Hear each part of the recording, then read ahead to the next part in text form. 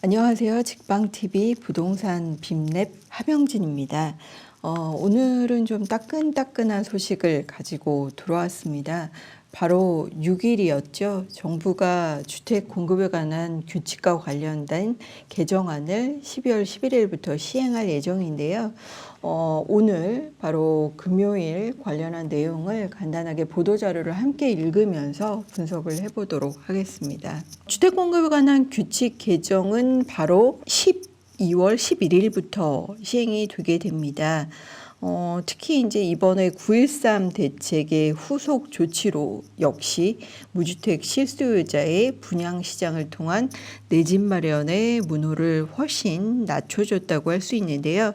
이번에 바뀌는 주요 개정안은 주택 공급에 관한 규칙, 그리고 주택법 시행령, 그리고 공공주택 특별법 시행령이 주요 개정 내용이라고 할 수 있습니다. 우선 이제 신혼 기간 중에 신혼 특별 공급과 관련된 부분입니다.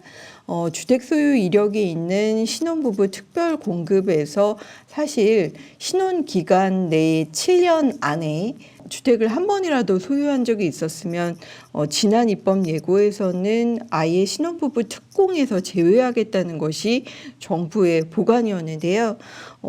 아시다시피 청와대에 관련한 민원들이 많이 청원을 통해서 올라가기도 했고, 그렇기 때문에 관련한 내용들이 이번 입법 예고 기간 중에 수정이 됐습니다. 바로 수정된 내용은 시행일, 그러니까 시행일 이전에 2018년 12월 11일 이전에 주택이 있는 신혼부부였다고 하더라도 이미 주택을 처분해서 등기를 완료한 경우라면 그 이후에 공급하는 물량들에 대해서는 특별 공급을 받을 수 있다는 것인데요. 대신 문제는 이제 무주택 기간이 벌써 2년 정도를 경과하신 분들이 해당되는 부분이고요. 1순위 자격을 받을 수는 없고 2순위 자격이 주어지게 됩니다. 그렇다면 신혼부부 특별공급의 1순위자는 역시 결혼 7년 이내에 자녀가 있는 신혼부부가 되겠고요.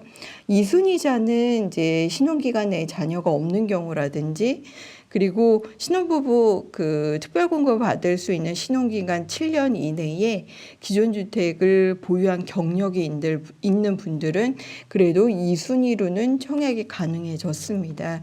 그리고 두 번째가 바로 1주택 교체 수요 관련된 이제 민감한 부분의 제도 개선입니다. 바로 민영주택의 추첨제 공급 시에 무주택자에게 추첨제 물량의 우선 공급 비율을 확대하겠다는 것인데요. 대부분 이제 규제 지역에서 관련법이 시행되게 됩니다. 이제 투기과열 지구라든지 청약과열 지구, 수도권이나 광역시 지역 같은 경우는 추첨제로 공급할 때 기준의 1주택자의 경우에는 추첨제 물량을 통해서 아파트를 당첨받을 수 있는 기회를 제공하고 있었는데요. 앞으로 이런 추첨제 물량도 전체 물량의 75% 이상을 무주택자에게 우선 공급하기 때문에 사실상 기존 1주택자가 분양시장에서 낡은 주택을 갈아타거나 교체하는 부분들은 쉽지는 않을 것으로 보여집니다. 특히 75%를 무주택자에게 우선 공급하고 25%의 물량 같은 경우는 낙첨된 무주택자와 기존 1주택자가 동시에 추첨제로 청약을 하는 것이기 때문에 확률상으로 1순위로 당첨되기는 쉽지 않은 것이라고 할 수 있겠지요. 지금 현재 추첨제의 물량의 비중은 청약 과열지구 같은 경우는 전용면적 85제곱미터 이하가 25% 정도, 그리고 85제곱미터의 공공택지는 50%, 투기과열지구도 50%, 청약과열지구는 70% 정도 됩니다. 이런 지역들 같은 경우는 종전에 해당 물량을 전부 1주택 교체 수요자들이 추첨제를 통해서 아파트를 당첨받을 수 있었다면 이제 앞으로는 이 물량의 75%를 무주택자에게 우선 공급하고 여기서 떨어진 낙첨 무주택자와 1주택자가 함께 추첨을 겨루는 기준이 되기 때문에 그만큼 당첨의 확률은 생각보다 높지 않을 수 있겠고요. 또 기존 주택을 처분 조건부로 청약을 하시는 거기 때문에 이미 가지고 있는 기존 1주택자도 처분을 하셔야 된다는 점들 유념하실 필요가 있습니다.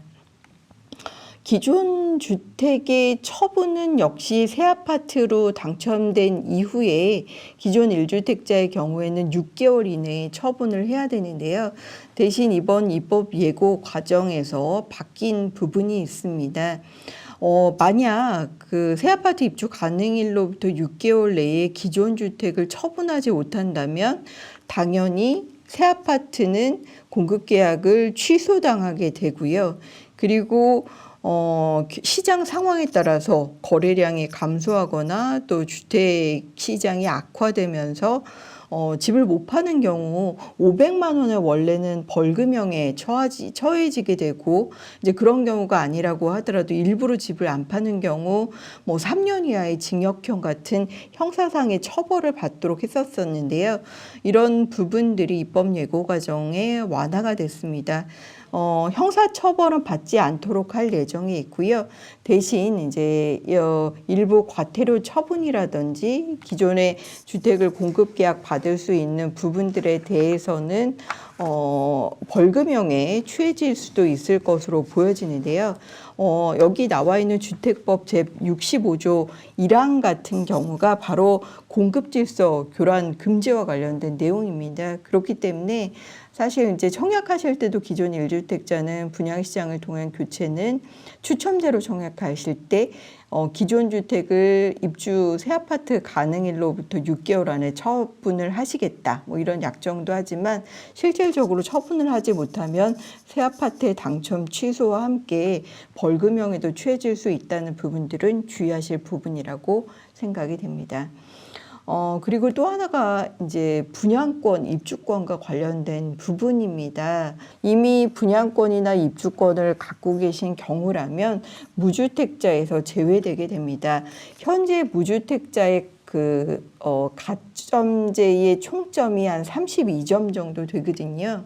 근데 이 가점을 받을 수 없을 뿐만 아니라 현재 그 규제 지역에서는 2주택 이상자 그리고 세대주가 아니신 부분 그리고 과거 5년 내 당첨되신 분들 같은 경우는 청약 1순위 자격이 주어지지 않습니다. 그렇기 때문에 분양권을 이제 가지고 계신 분들도 무주택 자격에서 제외돼서 분양시장을 1순위로 청약하시는 것이 이제 어려워진다. 이렇게 생각하셔야 될 것 같고요. 그렇기 때문에 이제 분양권을 가지고 과거에 뭐 입주 전이거나 입주 이전에 분양권을 처분해서 무주택 자격을 유지하면서 분양시장에서 여러 채의 분양 물량에 인기 있는 물량을 당첨받는 이런 문제들은 해소가 될 것으로 판단이 되고요. 오히려 무주택자에게 훨씬 많은 분양 물량의 청약 기회가 돌아간다고 생각하시면 될 것 같습니다. 그리고 또 하나가 이제 동거인, 그리고 사위, 며느리, 이런 분들 같은 경우는 사실 이제 동거인 자격으로 같이 세대를 구성하고 있지만 그동안에는 청약 자격이 주어지지 않았습니다. 근데 이제 앞으로는 세대원 자격이 부여됨에 따라서 뭐 임대 아파트 청약이라든지 또는 그 외에 특별 공급의 물량, 국민주택 청약 이런 것들을 받을 수 있다는 부분들은 고무적인 부분이라고 할 수 있겠습니다. 그리고 5번째가 이제 주택 소유, 직계 존속의 부양가족 가점 부여 제외인데요. 뭐 이게 일명 이제 금수저 청약과 관련된 부분입니다. 예를 들어서 부모님이 60세 이상 그 주택을 소유하고 계시는데 자녀와 함께 세대 합가를 통해서 같은 세대를 이루고 있는데 서울 지역은 이제 규제 지역이지요. 그러니까 자녀가 세대주로 등록이 돼 계시고 부모님이 집이 있더라도 이 부모님이 가지고 있는 집은 자녀가 갖고 있는 집이 아니기 때문에 자녀가 무주택자면 기존에는 무주택자로 청약이 가능했습니다. 더불어 부모님이 만약 두 분 다 계신다면 부모님을 부양가족으로 인정을 받아서 최고 10점 정도의 부양가족 점수를 올릴 수 있는데요. 이제 앞으로는 60세 이상의 부모님이 집을 가지고 있으면 자녀가 무주택자로 청약은 가능하겠지만 부모님을 부양가족 수에 합산할 수 없기 때문에 부양가족의 합산을 통해서 가점을 높여 아파트 당첨을 극대화하는 전략들은 앞으로는 쉽지 않아질 것으로 보여집니다. 이런 부분들을 좀 조심하셔야 되고요. 혹시 부모님을 집이 있는데 같은 세대원이라고 해서 부모님을 부양가족 수에 넣어서 청약을 가점대로 하신다면 잘못하실 경우 부적격 당첨을 받으실 수도 있기 때문에 이런 부분들의 가점은 미리 잘 계산하실 필요가 있겠습니다. 그리고 현재 미계약분과 미분양 주택을 공급하기 위해서 그 사전 공급 신청을 접수받는 경우도 있어요. 이거는 이제 건설사가 일종의 마케팅을 극대화하려고 하는데요. 얼마 전에 공급됐었던 서초의 이제 리더스원 같은 경우도 무려 약 40대 1의 아주 높은 청약 경쟁률을 유지했지만 분양대금이 9억 원을 넘어서기 때문에 중도금 집단대출과 관련된 자금 마련이 어렵거나 또는 부적격 당첨자가 23분 정도 나왔습니다. 그래서 사전 예약하셨던 분들이라든지 또는 이런 분들을 하루에 날을 잡아서 추첨제로 공급을 했을 때 2만 명 정도가 몰렸다고 하거든요. 그렇기 때문에 앞으로도 이런 강남권이나 서울 주요 스팟에 부적격 당첨자들이 미계약되거나 미분양됐던 물량들의 선착순 물량들이 앞으로도 많이 나올 수 있는데요.